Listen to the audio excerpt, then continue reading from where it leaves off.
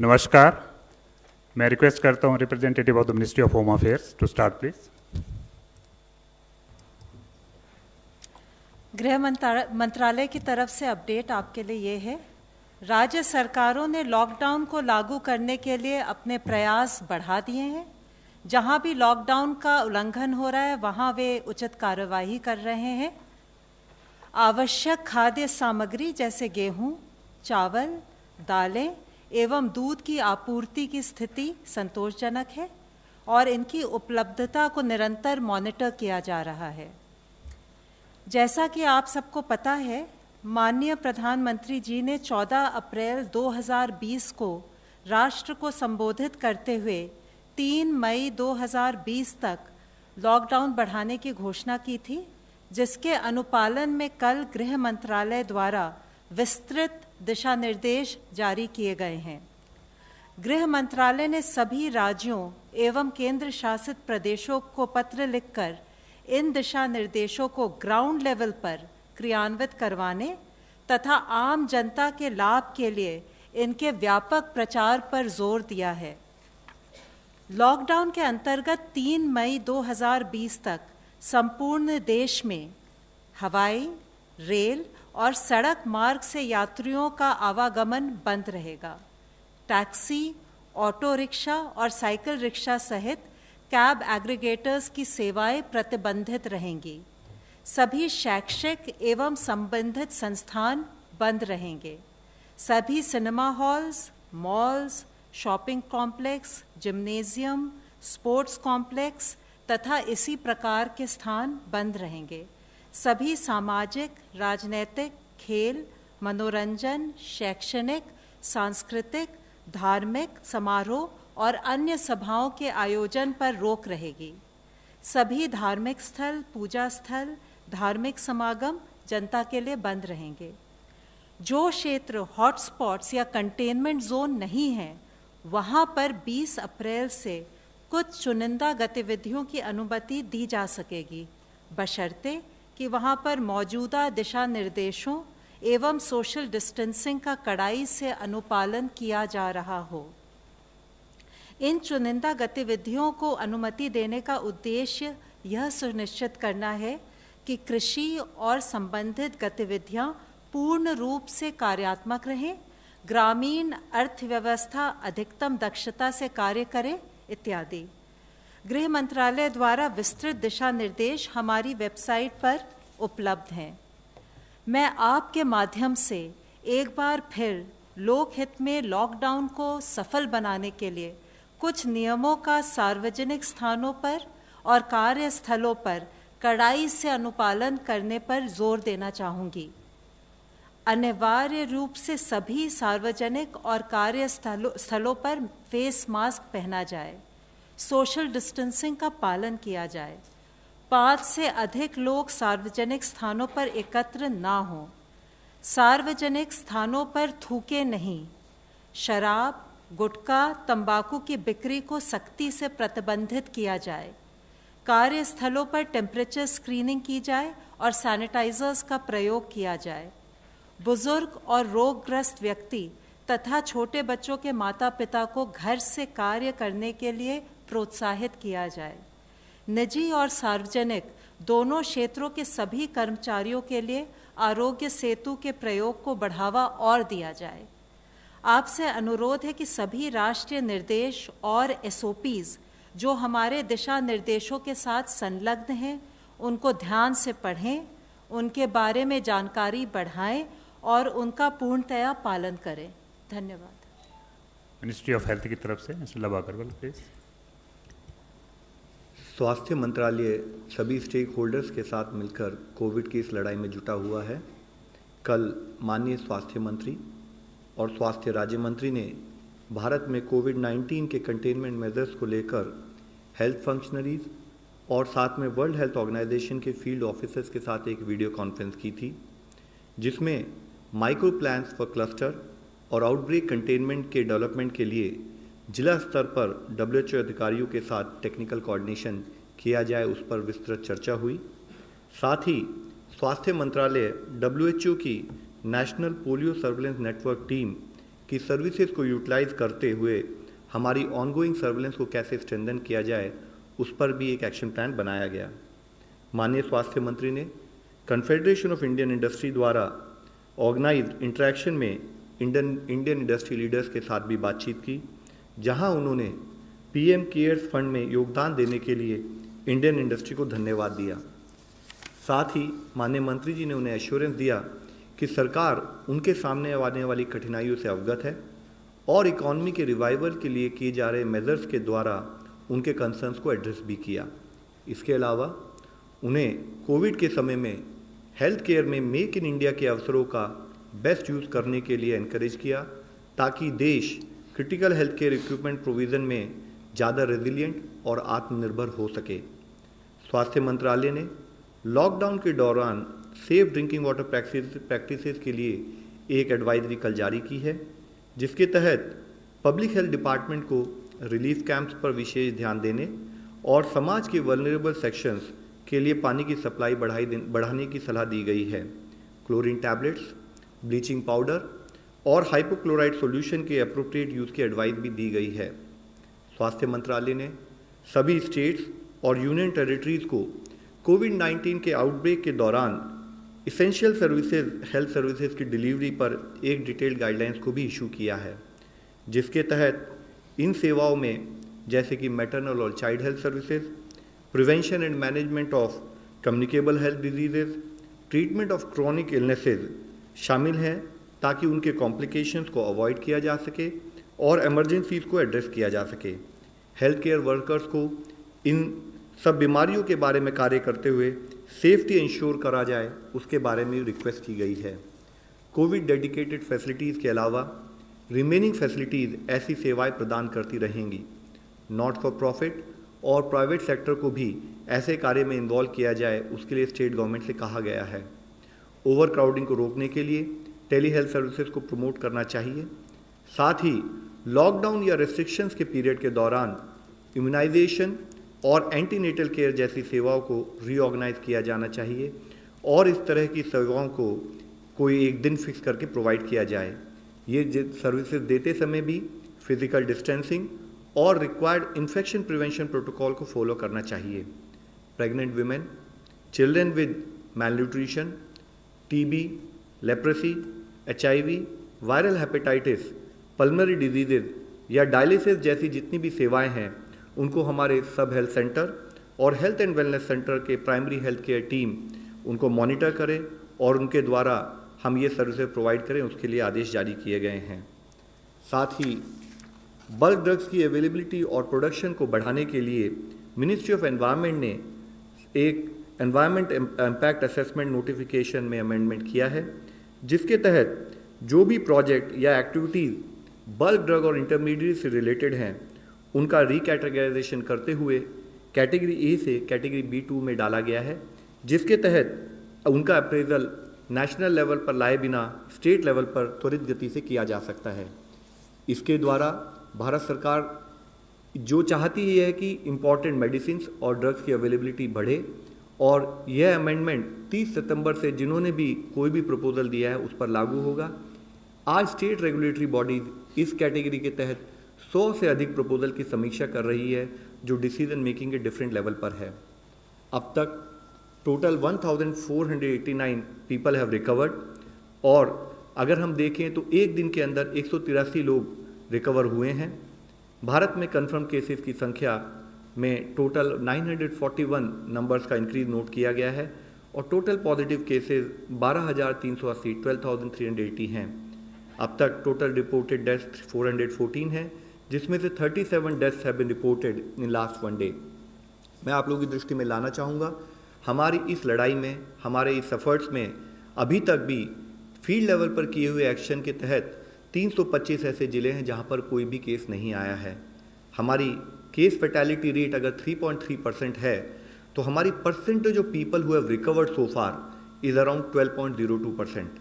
साथ ही field level पर जो कुछ ऐसे ज़िले जहाँ पर इससे पहले केसेस आए थे, लेकिन फील्ड एक्शन के द्वारा उनको कंट्रोल और उनके कंटेनमेंट से संबंधित जो काम हुआ है, उसके तहत माही इन पुडुचेरी एक वह जिला है जहाँ पर पिछले 28 दिनों से कोई फर्दर पॉजिटिव केस नहीं आया है।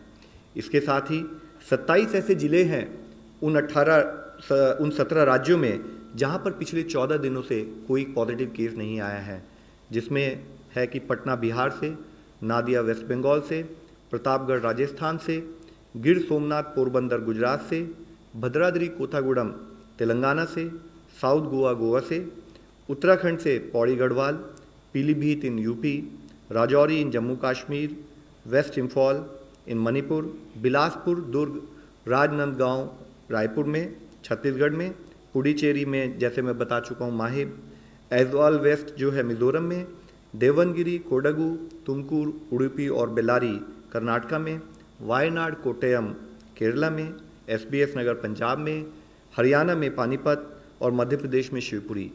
मैं आप सबसे यही रिक्वेस्ट करना चाहूँगा कि फील्ड लेवल पर जो कंटेनमेंट का ये प्लान ऑफ एक्शन इम्प्लीमेंट हो रहा है, उसके रिजल्ट हमें दिखने लगे हैं। लॉकडाउन, सोशल डिस्टेंसिंग और कंटेनमेंट मेजर्स के इस कंबाइंड एफर्ट से अगर हम लोग इसी तरीके से इस सतत प्रयास में लग रहेंगे तो हमें सफलता जरूर मिलेगी। धन्यवाद। ICMR representative please. आज तक हमने 2,90,401 लोगों की टेस्ट की है।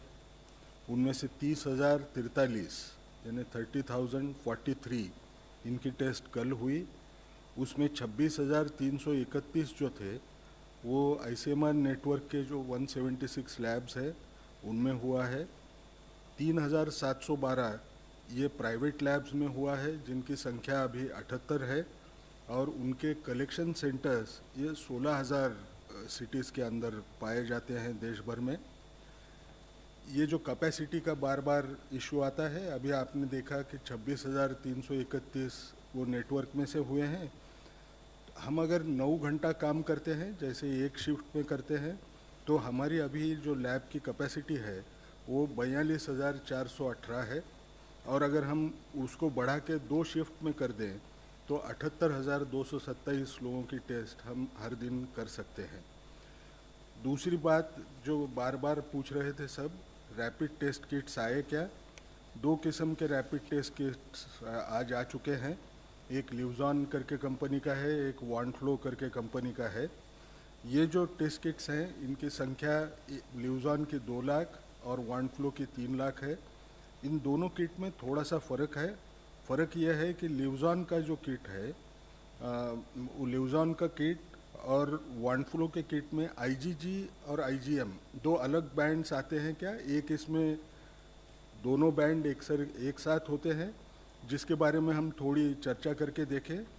इन दोनों किट्स की सेंसिटिविटी 80% से ज़्यादा है और स्पेसिफिसिटी भी तकरीबन 84% से ऊपर ही है। तो जिस ढंग से इनका जो क्लेम है कि ये टेस्ट अच्छे हैं, शायद उसका पहला इस्तेमाल होगा और हमको खुद को भी उसके बारे में फील्ड कंडीशंस में का पता चल जाएगा। अब जब इन चीज़ों की हम बात करते हैं तो 2 चीज़ें समझना ज़रूरी है। ये सीरोलॉजिक किट्स है। अब जब हम सीरोलॉजिक किट्स बोलते हैं, जो एंटीबॉडी देखने के किट्स जिसको हम अभी रैपिड किट करके ज़्यादा जानते हैं, वो किट्स के बारे में हमको थोड़ा समझना पड़ेगा। मेरे शरीर में अगर विषाणु गया तो मुझे क्या दिखेगा? सबसे पहले मेरे नेज़ल स्वैब या ओरल फेरेंजियल स्वैब, जहाँ से स्वैब जो हम लेते हैं, उसमें विषाणु नज़र आएगा। मैं अगर और 8 दिन रुकूं, 8 दिन के बाद में मुझे क्या दिखाई देगा कि जैसे मुझे लक्षण आना शुरू हो जाएंगे, उन विषाणु की संख्या ये मेरे गले में या नाक में रहे वो सबसे ज़्यादा होती है जब लक्षण आते हैं। जब उसके बाद में ये गिरना शुरू हो जाती है। अब उस वक्त एंटीबॉडी को क्या होगा? अब थोड़ा एंटीबॉडी के बारे में हम समझ लें, यानी वो क्लैरिटी हमको लोगों तक पहुंचाने आएगी। मेरे शरीर में अगर कोई विषाणु गया तो वो विषाणु को लड़ने के लिए मेरा शरीर कुछ शस्त्र तैयार करता है, जिनको हम साइंटिफिक भाषा में एंटीबॉडी बोलते हैं। ये एंटीबॉडी जो होती है, जैसे अगर मुझे बताना है, समझो इस किस्म का विषाणु है, तो एंटीबॉडी इससे एग्जैक्टली उल्टी होती है, वो इस किस्म की रहेगी और उसको चिपक जाएगी, तो वो विषाणु नाकाम हो जाएगा। अब हमको एक समझना है, इनमें टाइप्स होते हैं। सबसे पहली एंटीबॉडी जो आती है वो IgM किस्म की एंटीबॉडी आती है। ये जो IgM किस्म की जो एंटीबॉडी होती है, ये ज़्यादा दिन रुकती नहीं, थोड़े दिन के बाद में चले जाना अपेक्षित रहता है। IgM एंटीबॉडी जैसे आती है तो हमको पता चलता है कि ये इन्फेक्शन रिसेंट है, ऐसे में लगा है। जब IgG एंटीबॉडी आएगी तो मुझे ये पता चलेगा कि मेरी प्रतिकार शक्ति अच्छी हो रही है। इसका मायना सिर्फ IgG अगर मुझे दिखा और IgM नहीं दिखा तो मैं ये समझ सकता हूँ ये पुराना इन्फेक्शन है। अब इतना मैंने क्यों बताया, उसके दो कारण हैं। जब हम रैपिड एंटीबॉडी टेस्ट करेंगे तो ये rapid antibody test early diagnosis के लिए नहीं है, ये लोगों ने समझना बहुत ज़रूरी है। अर्ली डायग्नोसिस को क्यों नहीं है कि हमने 10 दिन होने के बाद में या ऑलमोस्ट 2 हफ्ते होने के बाद में समझो मैंने एंटीबॉडी टेस्ट की तो 80% लोगों में ही सिर्फ वो एंटीबॉडी दिखती है। इसका मतलब मेरा डायग्नोसिस 20% में मैं सिर्फ एंटीबॉडी इस्तेमाल करूं तो 15 दिन होने के बाद में भी मैं बोल नहीं पाऊंगा। इसलिए ये डायग्नोसिस के लिए इस्तेमाल नहीं होती है, ये इस्तेमाल होती है सर्वेलेंस के पर्पस के लिए। सर्वेलेंस यानी क्या, जैसे अग्रवाल साहब बार बार आपको ये बता रहे हैं कि हॉटस्पॉट्स होते हैं। अब ये हॉटस्पॉट पे आपको अगर नज़र रखना है तो यहाँ ये बढ़ते जा रहा है या कम होते जा रहा है ये अगर मुझे देखना है तो मैं ये एंटीबॉडी टेस्ट पीरियोडिकली करके मैं जान सकता हूँ। अब कुछ लोगों के मन में एक विचार आएगा कि क्या एंटीबॉडी टेस्ट पॉजिटिव हो गई इसका मायना मुझे इन्फेक्शन हुआ, मुझे बाद में इन्फेक्शन नहीं होगा, ऐसे मैं मान सकता हूँ क्या? तो हमको एक दूसरी चीज़ समझना है। कोई भी विषाणु के खिलाफ जब एंटीबॉडी तैयार होती है, हर विषाणु उस विषाणु के साथ बाद में अच्छे ढंग से लड़ सकती है वो एंटीबॉडी, ऐसे नहीं होता है। उदाहरण के तौर पे देता हूँ, मुझे अभी यहाँ हिंदी में क्या बोलते हैं मालूम नहीं, वैरिसेला जोस्टर करके जो होती, चिकन पॉक्स जो होता है ना, चिकन पॉक्स की जो बीमारी होती है उसमें जो एंटीबॉडी एक बार तैयार हो जाए तो इतने अच्छे दर्जे की होती है, इतनी अच्छी क्वालिटी होती है कि ज़िंदगी भर बाद में नए सिरे से ये चिकन पॉक्स आपको कभी होता नहीं। लेकिन उसी हिसाब से अगर आपने देखा तो साइंस में का पैराडॉक्स देखो, आपको HIV इन्फेक्शन हुआ, मेरे शरीर में HIV एंटीबॉडी ज़िंदगी भर दिखेगी लेकिन वो HIV के खिलाफ प्रोटेक्ट नहीं करती है। तो एंटीबॉडी दिखे भी तो हम ये नहीं समझ सकते हैं कि इसका मायना मुझे हुआ ही नहीं है। ये देख यानी मेरा इम्यून रिस्पांस बहुत स्ट्रांग है, अभी मुझे कभी होगा नहीं, ये बोलना कठिन होता है। कब तक कठिन होगा? जब तक इसके ऊपर अच्छा संशोधन नहीं होता, ये एंटीबॉडी कितनी अच्छे ढंग की है इसका पता नहीं चलता, जब तक हम इसको इस्तेमाल नहीं कर सकते इस ढंग से। ये क्यों बोल रहा हूँ? हमने सर्वेलेंस पर्पस के लिए इस्तेमाल करना है, ट्रेंड देखने के लिए इस्तेमाल करना है, लेकिन इसको हम अर्ली डायग्नोसिस के हिसाब से हमने कभी इस्तेमाल करना नहीं चाहिए। अब दूसरी बड़ी बात कि हम जब ये एंटीबॉडी टेस्ट के इंडिकेशन बोल रहे हैं कि ये सर्वेलेंस में इस्तेमाल करते हैं, तो फिर एक बार हम याद करवा के देख लें कि ये RT-PCR जो है पहली वायरोलॉजिक टेस्ट हम किन किन लोगों को दे रहे हैं। अब अगर मैं आपको बोलूं, फिर पुरानी याददाश्त आपको दिलवा दूं कि ये जो टेस्ट किट है, ये जो टेस्ट है किस किस को ऑफर होती है? जो भी ऐसी जगह से इंटरनेशनली आया है जिनको 14 दिन में वो वहाँ गया था जहाँ ये बीमारी ज़्यादा फैली हुई थी, उसको ऑफर हो सकती है, उसको अगर उसके लक्षण दिखाई दे तो। लेकिन आज के तौर पे ये क्राइटेरिया रिलैक्स्ड है, लेकिन कभी ना कभी तो भी, क्योंकि ये अभी तो लॉकडाउन चालू है, इंटरनेशनल फ्लाइट्स नहीं है, कभी ना कभी तो भी ऐसे होगा, फिर हम खुल जाएं उस वक्त ये क्राइटेरिया फिर लगेगा, इसलिए उसको अभी भी रखे हैं। दूसरी बात हमको याद रखना है कि जो भी लैब कन्फर्म केस का कांटेक्ट है उसको अगर कोई लक्षण दिखे तो उसको हम ऑफ़र करते हैं। तीसरी बात, जो कोई हेल्थ केयर वर्कर होगा उसको अगर कोई लक्षण दिखे तो उसको भी ये टेस्ट ऑफ़र हम करते हैं। चौथी बात जब हम हॉटस्पॉट में रहने वाले लोगों को देखें, उनमें अगर आपको सारे जगह पे अगर हमने लोग देखे तो जहाँ भी हमको सारी की केस दिखती है सीवियर एक्यूट रेस्पिरेटरी इन्फेक्शन की, जो एक लक्षण हो सकता है, एक सिंड्रोम के वैसा एक कॉम्प्लेक्स होगा कि जिसमें ये कोविड-19 के केसेस होंगे, तो हम सारी के हर रुग्ण को, हर मरीज को हम ये टेस्ट ऑफर करते हैं। इसमें भी कोई कमी किसी किस्म की नहीं है। और आखिरी बात, जो भी एसिम्टोमेटिक है, हाई रिस्क केसेस हैं, उनके जो कॉन्टैक्ट्स हैं उनको हम 5वें दिन के बाद में या 14 दिन के बाद में हम ये टेस्ट भी ऑफर करते हैं। और सबसे बड़ी बात, ये जो नए हॉटस्पॉट करके क्लस्टर खुल रहे हैं, ये क्लस्टर के अंदर हॉटस्पॉट की लिस्ट शायद सर ने आपको दी होगी। वो लिस्ट में जो भी ज़िले हैं, उन ज़िलों में जिस किसी को इन्फ्लुएंजा लाइक इलनेस हो, यानी बुखार, खांसी और ज़ुकाम, ऐसे कोई इलनेस अगर होगा तो उसको भी ये टेस्ट ऑफ़र की जाएगी। अब ये मैं क्यों बोल रहा हूँ, सबको बार बार ऐसे लगता है कि शायद हम कम लोगों को टेस्ट ऑफ़र कर रहे होंगे। इनको छोड़ के और कोई क्राइटेरिया और जगह पे इस्तेमाल नहीं होता है कि जिसको हम कम, यानी हमारे यहाँ नहीं है, बाहर कहीं कर रहे हैं, ऐसा कोई क्राइटेरिया नहीं है। एक चीज़ हमने एक करने की कोशिश की कि ये पूलिंग करके, सैंपल को पूल करके क्या हम लोग टेस्ट कर पाएंगे। तो हमने देखा कि RT-PCR ना, यानी जो मॉलिक्यूलर टेस्ट है, वो मॉलिक्यूलर टेस्ट का इस्तेमाल करके हम पूलिंग कर सकते हैं। पूल्ड इसलिए कर सकते हैं क्योंकि उसकी कीमत कम हो जाएगी, नतीजा वही मिलेगा। ये कहाँ कर सकते हैं, जहाँ जहाँ जो डिस्ट्रिक्ट्स में इन्फेक्शन नहीं है उस जगह पे आया है क्या, ये अगर देखना है तो जिन जिलों में 2% से कम सीरो पॉजिटिविटी रेट है, वहाँ 5 सैंपल का पूलिंग करके हम टेस्ट कर सकते हैं। अगर वो पूल पॉजिटिव पाया गया तो हम ये पाँचों के पाँचों अगर टेस्ट करें तो हमको उसमें इकोनॉमिक बेनिफिट भी हम रख सकेंगे। सारे लोगों की टेस्ट करने की हमको ज़रूरत भी नहीं आएगी।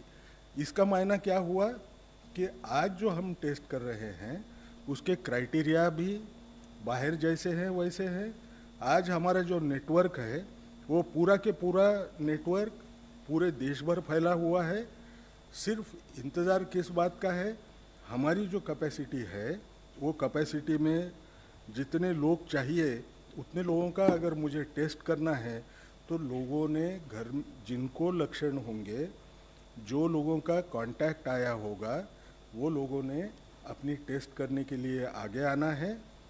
पहले ही मैं बता चुका हूँ कि 3-4 दिन पहले हमारे पास 6 हफ्ते टेस्ट करने के उतना स्टॉक था। आज हम ये बोल सकते हैं कि जैसे मैंने कल बताया, आज तकरीबन 8 हफ्ते तक हमको चिंता करने की ज़रूरत नहीं है। हम लोगों की टेस्ट कर सकते हैं। सिर्फ रैपिड टेस्ट जो है ये डायग्नोसिस के लिए नहीं है, क्योंकि ये टेस्ट अब आई तो सब लोग लिखना शुरू करेंगे। लोग सोचेंगे मैं रैपिड टेस्ट करवा लेता हूँ, वो उसके लिए नहीं है, डायग्नोसिस के लिए नहीं है, ये एपिडेमियोलॉजी पर्पजेस के लिए है। Thank you. I think in detail you have elaborated on the infrastructure support system. Mr. Rajiv Jain. I'll give you a brief overview of the commendable work done by some of the infra ministries to aid in the fight against COVID-19. You are aware that Ministry of Civil Aviation core group was formed with important stakeholders for undertaking Lifeline Udan initiatives to transport essential medical cargo to remote parts of the country to support India's war against COVID-19. A hub and spoke Lifeline services were started from 26th March to 2020. Air India, Alliance Air, Indian Air Force and private carriers, they are operating flights to deliver essential items including medical supplies with special focus on the Northeast region, island territories and the hill states. Air India and Indian Air Force collaborated primarily for J&K, Ladakh, Northeast and other island regions. Helicopter services, including Pawan Hans Limited, have been operating in J&K, Ladakh, and Northeast region, transporting critical medical cargo and patients. So far, 247 flights have been operated under Lifeline Udan by Air India, Alliance Air, Indian Air Force, and private carriers. 154 of these flights have been operated by Air India and Alliance Air. Cargo transported till date is more than 418 tons. Aerial distance covered by Lifeline Udan flights till date is more than 2.45 lakh kilometers. An air bridge has been established with China with effect from 4th April 2020 for transportation of pharmaceuticals, medical equipment, and COVID-19 relief material. Within South Asia, Air India transported medical supplies to Colombo. Air India operated first flight under Krishi Udan program between Mumbai and London on 13th April 2020, carrying 29 tons of fruits and vegetables to London and returned with 15.6 tons of general cargo material. I'll give you a brief overview of Indian Railways now. Reaching out to those in need, over 16 lakh free meals have been served by Railways till 15th April 2020. From 24th March 2020 to 14th April 2020, more than 8 lakh wagons carried supplies to keep the supply chain functional. Of these, more than 5.15 lakh wagons carried essential commodities like food grains, salt, sugar, milk, edible oil, onion, fruits and vegetables, petroleum products, coal, fertilizers, etc. throughout the country. In order to supplement the national health care efforts to fight COVID-19, 5,000 beds in 17 dedicated hospitals and 33 isolated hospitals blocks in railway hospitals have been identified for treatment of COVID-19 patients. Over 10,500 quarantine beds have been made available across the Indian Railways to fight COVID-19. Over 5,000 train coaches to serve as quarantine isolation facilities for up to 80,000 beds have been created in quick time for any contingency related to COVID-19 fight back. So far as Indian Posts are concerned, India Post has leveraged its vast network of more than 1.5 lakh post offices and 4 lakh postal employees on ground to provide delivery of essential services to the citizens at their doorsteps in the remotest corners of the country. Broadly speaking, the department has been focusing on the supply chain and the last mile delivery of essential services as well as the provision of basic postal and financial services. Leveraging its first mile and last mile connectivity and its supply chain and logistics infrastructure, India Post has used cargo flights and its own fleet of Red Mail motor vans to deliver essential items including medicines, COVID-19 testing kits, and medical equipment including ventilators. Around 1.3 crore post office saving bank transactions were carried out involving more than 21,000 crores apart from 52 lakh India Post payments, bank transactions involving around rupees 1,500 crores, AEPS transactions worth more than rupees 120 crores served around 5 lakh customers at their doorsteps. Around 26 lakh mail articles were delivered apart from payment of about 10 lakh money orders. Last is Ministry of Road Transport and Highways.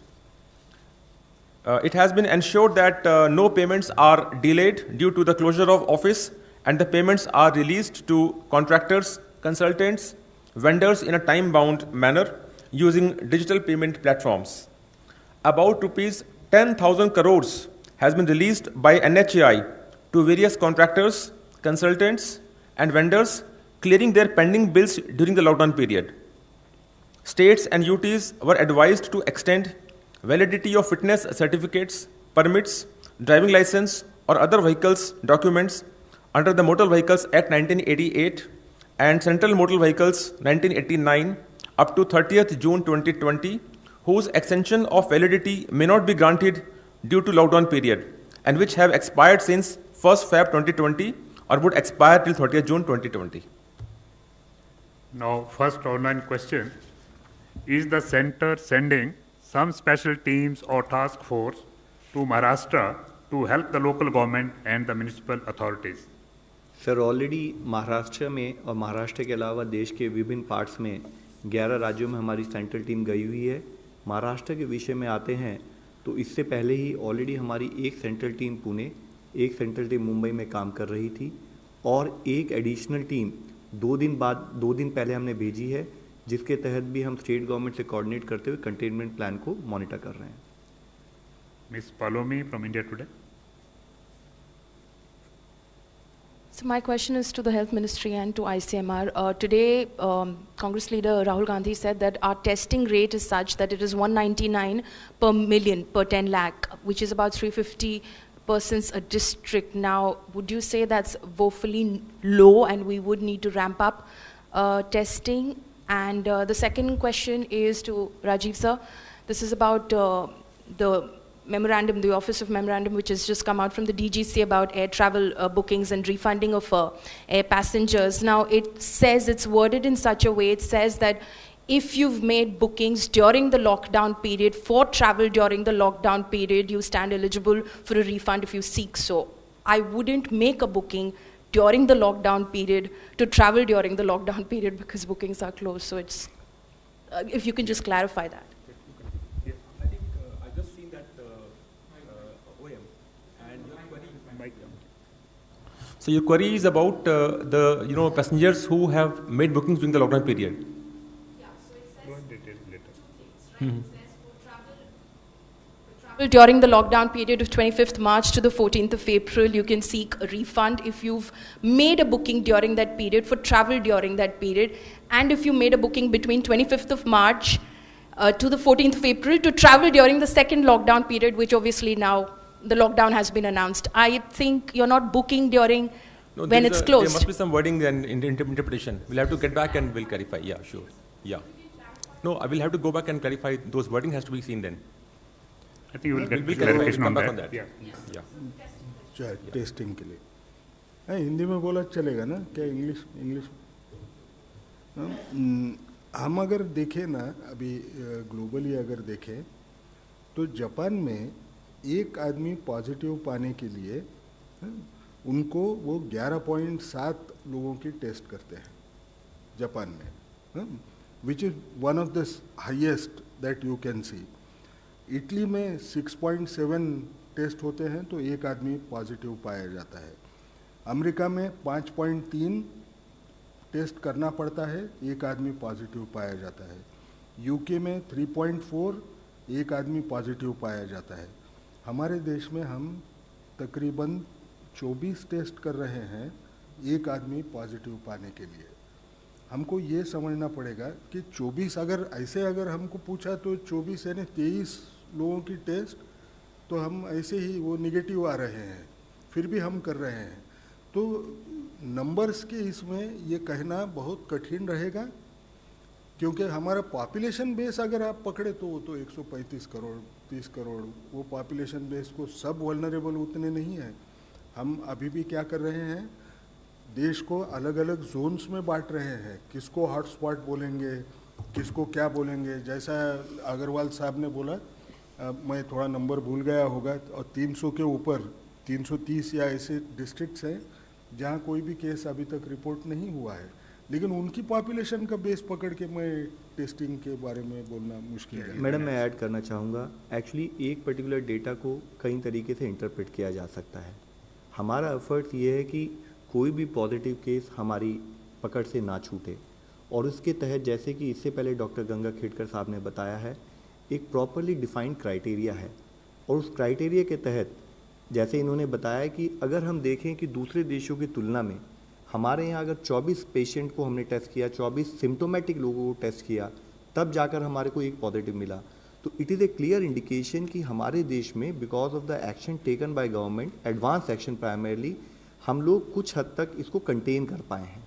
It is not about absolute number of testing which will be are defining criteria. What is important कि हमारे containment measures linked with testing overall हमारे को क्या output दे रहे हैं।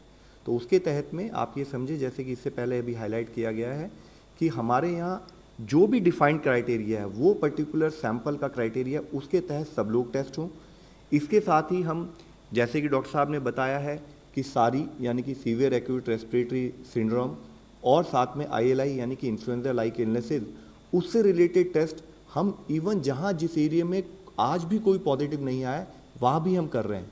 इसके तहत हमें पता लगता है कि कहीं बाय मिस्टेक उस पर्टिकुलर एरिया में वायरस स्प्रेड तो नहीं हो रहा है, तो उसके तहत हम ओवरऑल कंट्री में भी मॉनिटरिंग कर रहे हैं। बट जो भी हम मॉनिटरिंग कर रहे हैं उसका एक डिफाइंड प्रोसेस है, उसका एक डिफाइंड क्राइटेरिया है, और जो नंबर्स हमें अब तक मिले हैं जैसे कि डॉक्टर साहब ने बताया वो क्लियरली इंडिकेट कर रहे हैं कि ये स्ट्रैटेजी काम कर रही है। ICMR के लिए एक और क्वेश्चन है। Rapid antibody testing kits have arrived today from China. Many reports suggested that these Chinese kits were faulty and India was not getting these Chinese kits. Is India still going to use them? देख लीजिए, इसका सवाल थोड़ा ज़रा ज़्यादा technical भी शायद हो सकता है। नहीं, ये सच है जैसा मैंने पहले बताया, एंटीबॉडी किट्स इनकी सेंसिटिविटी स्पेसिफिसिटी ये कम है, ये तो हम चारों तरफ सबको मालूम है। इसका इस्तेमाल जैसा मैंने पहले बताया कि अर्ली डायग्नोसिस के लिए या इंसान को ये इन्फेक्शन हुआ है क्या इसके लिए करना नहीं है, ये तो हम ट्रेंड देखने के लिए कर रहे हैं। अब ये ट्रेंड देखने के लिए हम ये क्यों इस्तेमाल कर सकते हैं, क्योंकि समझ लीजिए वो टेस्ट किट में, हाँ, अभी जैसा मैंने एक बताया IgM की जो टेस्ट किट की सेंसिटिविटी है 81.3 है, ये तो पॉइंट एस्टिमेट है, लेकिन ये अपर रेंज को अगर पकड़े या लोअर रेंज को पकड़े तो थोड़ा आगे पीछे होता है। अब अगर मैं वो करता हूँ तो मुझे क्या याद रखना पड़ता है, एक ही बैच में के मैंने टेस्ट किए हैं, जो भी एरर आना है वो एरर यूनिफॉर्म आएगी। मुझे अगर ट्रेंड दिखना है तो ट्रेंड में कोई फ़र्क नहीं आएगा, क्योंकि वो 6% दिखने के बजाय 5.8% निकला और उसका ट्रेंड मैं फॉलो कर रहा हूँ, तो उससे मुझे कोई फ़र्क नहीं पड़ता है। ये डिसीज़ डायग्नोसिस के लिए नहीं है। जैसे मैंने बोला इम्यून रिस्पांस, उसका द्योतक आज समझ सकते हैं क्या, अभी भी नहीं समझ सकते हैं। ये सर्वेलेंस में हॉटस्पॉट में कैसे इन्फेक्शन फैल रहा है या बढ़ रहा है या कम हो रहा है, इसका अंदाज बांधने के लिए टेस्ट है। इसलिए वो किट का फॉल्टी रहने का हिसाब जो था ना, वो जो लोगों ने इम्यून रिस्पांस देखने को किया उसके इसमें चक्कर में ठीक है। ये सर्वेलेंस के लिए कोई प्रॉब्लम नहीं है। मिस्टर मृगांक प्रभाकर, सहारा इंडिया। सर मेरा से है, टेक्नोलॉजी के इस्तेमाल के लिए आप लोगों से अप्रूवल मांगा है, तो अप्रूवल आप दे क्या है? नहीं, इसके बारे में थोड़ा सा कंफ्यूजन है। हाँ, ICMR DCGI के वैसे अप्रूवल देने वाली बॉडी नहीं है। हमारा एक प्रोटोकॉल बनाए हैं, वो प्रोटोकॉल वेबसाइट पे लगाए हैं। जिन लोगों को हमारे प्रोटोकॉल के हिसाब से अगर रिसर्च करना है तो उनको हम साथ लेके इकट्ठा रिसर्च करेंगे।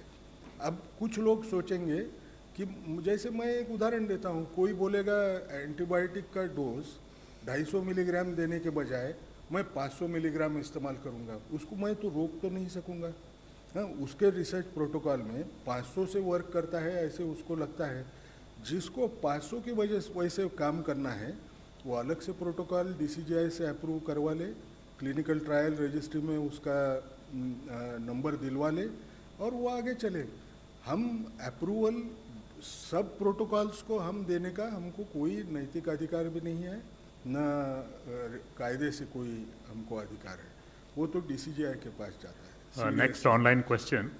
It has been widely said that summer and hot temperature will be counterproductive for the spread of coronavirus. Have new cases reduced? What has been the expiry observation on this? Doctor ये heat से related है, summer and heat related. I'll read it again. Yes, sir.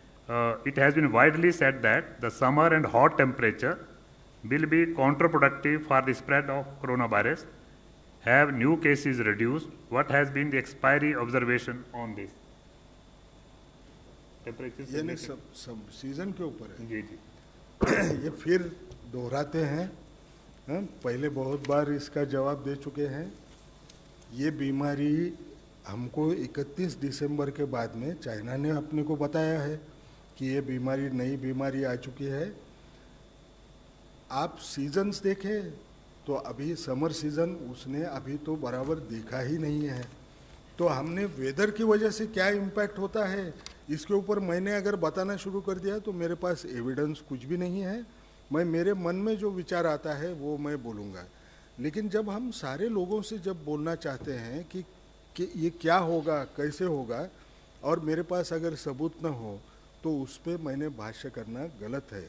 हम उसको देख सकते हैं ये summer season में क्या होगा। सबको ऐसे लगता है समर में वो जल्दी सूख जाएगा, अगर ड्रॉपलेट्स कहीं गिरे तो उससे इन्फेक्शन होने का चांस कम हो जाएगा। लेकिन अगर ये सही है तो हमको दिखना चाहिए, अगर दिखा तो हम बोलेंगे, अगर नहीं दिखा तो नहीं है। क्या करें। Last question mister Kundan, TV9।